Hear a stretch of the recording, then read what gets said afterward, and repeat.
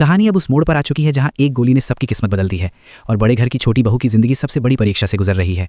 अस्पताल की लाइटें लगातार जल रही थी, मशीनों की बीप की आवाज़ पूरे कॉरिडोर में गूंज रही थी। समय जैसे थम गया था।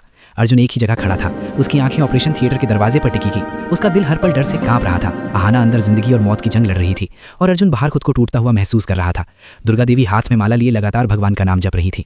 परिवार के बाकी लोग भी खामोश थे, किसी के पास बोलने के लिए शब्द नहीं थे। ऑपरेशन के कई घंटे बीत चुके थे।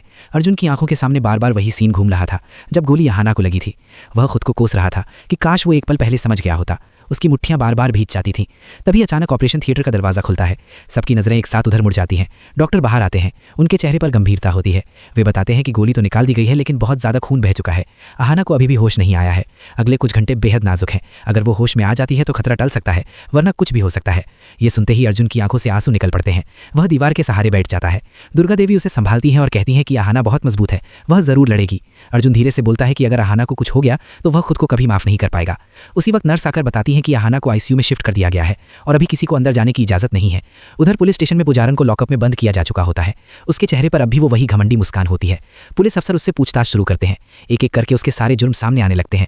नकली पहचान, धोखा, काले जादू का दिखावा, पोल्टू दादा को फंसाने की साजिश और अब हत्या की कोशिश।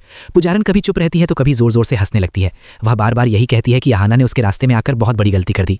इधर अस्पताल में रात और भी भारी हो जाती है। अर्जुन आईसीयू के बाहर कुर्सी पर बैठा रहता है। उसकी आंखें बंद होती हैं तो उसे आहाना की आवाज़ सुनाई देती है। वह बुदबुदाते हुए आहाना से बात करता है जैसे वह सामने बैठी हो। वह कहता है कि उसने हमेशा सच्चाई का साथ दिया, इसलिए भगवान उसे कुछ नहीं होने देंगे।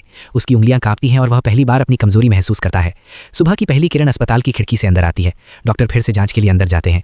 कुछ देर बाद नर्स बाहर आकर बताती हैं कि आहाना की हालत में थोड़ा सुधार है। ये सुनकर सबकी सांस में सांस आती है। दुर्गा देवी भगवान का धन्यवाद करती हैं। अर्जुन की आंखों में उम्मीद की हल्की सी चमक आ जाती है। लेकिन इसी बीच घर में एक और तूफान खड़ा हो जाता है। बड़े घर में कुछ लोग कानाफूसी करने लगते हैं। कोई कहता है कि आहाना की वजह से परिवार बदनाम हो रहा है। कोई कहता है कि अगर वह इस केस में आगे बढ़ेगी तो घर की इज्जत पर सवाल उठेंगे।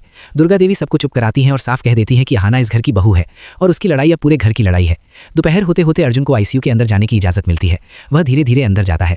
अगर आप सभी लोग इस मुश्किल घड़ी में आहाना का साथ देना चाहते हैं तो आहाना का साथ देने के लिए आप सभी लोगों को ज़्यादा कुछ नहीं करना। इस वीडियो को एक लाइक करके, चैनल को सब्सक्राइब करके, बेल आइकन को ऑल पे सेलेक्ट करके इस वीडियो को ज़्यादा से ज़्यादा शेयर कर दीजिएगा, जो कि वो सभी लोग आहाना का सपोर्ट इस मुश्किल घड़ी में कर सकें।